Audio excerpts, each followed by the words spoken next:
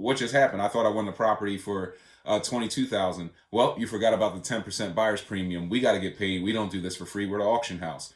You won't believe that though. I got lots of dough, lots of dough. You won't believe that though. I got lots of dough, lots of dough. You won't believe that though. I got lots of dough, lots of dough. You won't believe that though. I got lots of dough, lots of dough. You won't believe that. I got lots of dough, lots of dough. You won't believe that though. Grab a rack, stack it up, yup. Let's play tic-tac-toe. Picture that when I'm in the rows and I pick up post. Money talks when I. So if you didn't know this, you know it now.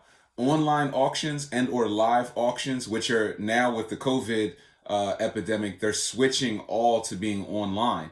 These auctions are the best places to go if you want to pick up really cheap real estate properties. But there are some things that you need to look out for. Three major things so that you can be protected and you can get the best value out of these assets without paying an arm and a leg. The first thing that you have to do whenever you're entering a live auction, an online auction, is you have to do your research beforehand. A lot of these properties are boarded up. You can't get into them before the auction. You're completely blind in that sense from getting into the asset. So there are some ways that you can evaluate the asset from the exterior. You want to look at the condition of the property, the structure, the firewalls. Is the front of the house leaning or bowing in or out? If the property is well kept from the exterior, it's highly likely that the interior is going to be in pretty good condition, unless there's extensive roof damage. How do you know if there's extreme roof damage?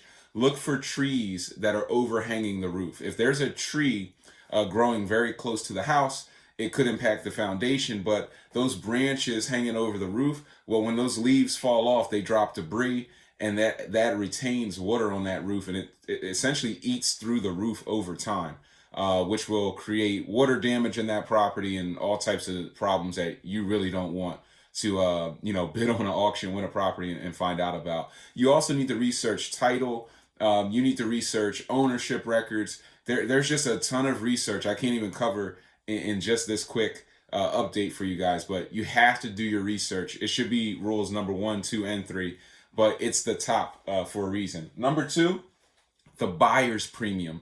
This is a premium that the auction service, the auctioneer, they charge this premium to you, the buyer, whoever is the winning bidder. They're going to pay the auction house for the right to have, bid on these properties and be a winner.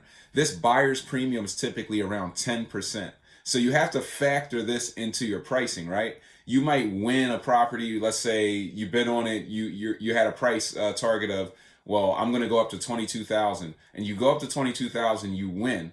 And then the auction house sends you a bill for, $24,000 and some change. And you're just thinking, well, what just happened? I thought I won the property for 22,000. Well, you forgot about the 10% buyer's premium. We got to get paid. We don't do this for free. We're the auction house. So make sure you're factoring that into your pricing. And when you're setting your max bid, if you wanted to stop at 22,000, you actually need to stop bidding at 20,000 because of that 10% buyer's premium. Lastly, free and clear. Not every property that's sold at an auction is free and clear. So you have to read the fine print.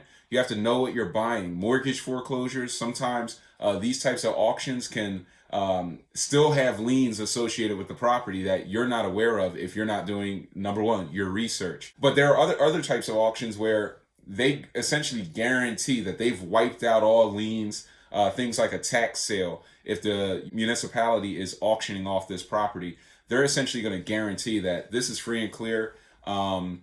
You don't have to worry about it outside of something called redemption rights, which is something that I cover in my 100 Keys Masterclass. I talk about, all of this stuff. So if you want more in-depth information on live auctions and how to protect yourself, what to do, how to set your price targets, how to do the research, make sure you jump in my inbox, hit me up for access to the 100 Keys Masterclass. You have to apply for that because the seating's limited now.